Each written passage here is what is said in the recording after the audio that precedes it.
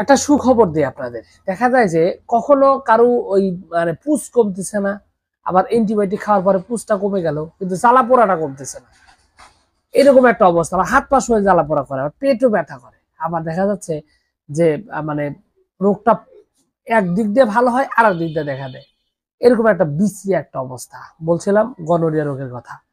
যারা এইরকম একটা পরিস্থিতির মধ্যে পড়ছেন, যেহেতু রোগটা খুবই মানে গোপন একটা রোগ, এই রোগটা যেহেতু হয়েছে একটা বাজে মহিলা বাজে একটা জায়গায় খারাপ একটা সম্পর্ক করার কারণে এই রোগটার জন্ম হয়েছে, যার কারণে কাউকে বলাও সম্ভব হচ্ছে না, পরিবারের কাউকে তো বলা সম্ভবই হচ্ছে না।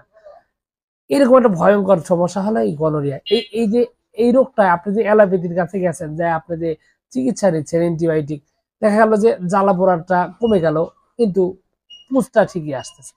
আর পুঁজটা বন্ধ হয়ে গেল, হাত পা সয়ে জ্বালা পোড়া করতেছে, রোগটা নিয়ন্ত্রণে আসতেছে। আমি যেটা প্রথমে আপনাদের বললাম, এরকম যদি হয়ে থাকে তাহলে আপনার জন্য একটা অত্যন্ত সুখবর দেয়। সেটা হলো যে হোমিওপ্যাথি এবং আয়ুর্বেদিতে এটা খুবই সুন্দর, স্থায়ী এবং পারফেক্ট একটা সমাধান রয়েছে। এটা আমার ব্যক্তিগত অভিজ্ঞতা থেকে আপনাকে স্পষ্টভাবে বলতে চাচ্ছি, কারণ আমি এখন পর্যন্ত যতগুলো এই গনোরিয়ার আমি রোগী দেখেছি, প্রত্যেকটাই 2 থেকে 3 দিন বা 4 দিন এর মধ্যেই রোগটা উল্লেখযোগ্যভাবে কমতে শুরু করেছে।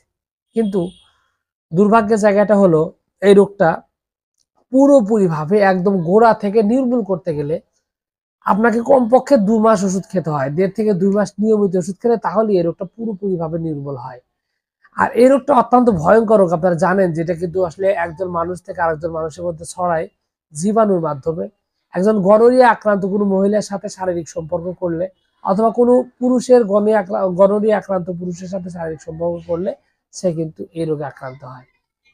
বাস্তবতার জায়গাটা হলো এখানেই। আপনি যে এরকম অবস্থার মধ্যে পড়েন, আপনার সমস্যাটা যদি এরকম হয়, তাহলে আপনাকে অবশ্যই আমি একটা সৎ পরামর্শ দেবো। সেটা হলো যে আপনাকে দ্রুত হোমিও বা আয়ুর্বেদিকের মধ্যে চিকিৎসা নিতে। তাহলে আপনার এই যে গনোরিয়া রোগটা রয়েছে, এটা থেকে আপনার ভোগান্তিটা কম হবে এবং দ্রুত সমাধান পাবেন। আর এখানে আপনাকে অবশ্যই কিছু সেফটির ব্যাপারে সচেতন থাকতে হবে।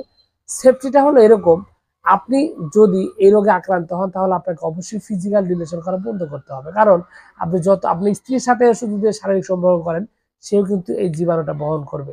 পরবর্তীতে আপনি আবার যখন সুস্থ হবেন, তখন আবার আপনার স্ত্রীর সাথে শারীরিক সম্পর্ক করবেন, তখন কিন্তু আবার আপনি এই রোগে আক্রান্ত হবেন। তো এই বিষয়গুলো থেকে সাবধান থাকতে হবে। কাপড় চোপড় পরিষ্কার রাখতে হবে।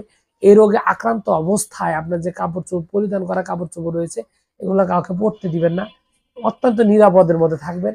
আর এই জায়গাটা সবসময় পরিষ্কার রাখবেন। আর যত দ্রুত সম্ভব চিকিৎসা নিবেন। তাহলে দেখবেন যে খুব সুন্দর একটা সমাধান পেয়ে যাচ্ছেন।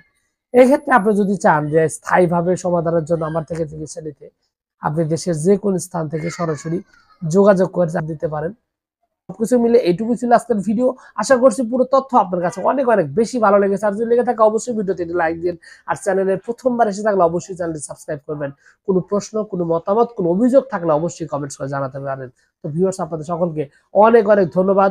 আসসালামু আলাইকুম।